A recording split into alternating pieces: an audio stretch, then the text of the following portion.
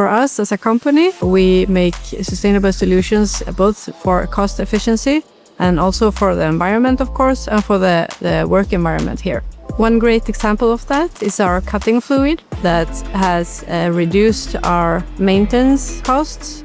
Another example is that they have installed energy sensors and a software for monitoring energy in their operations on all the machines. So this is a fantastic tool to get insight into where are your hotspots, and they know where it's important to focus so they can reduce the energy.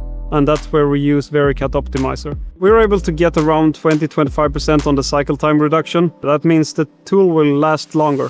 We're able to make more parts in the same time and in the same tools. Also, it saves energy on the operations if we can keep down the cycle times.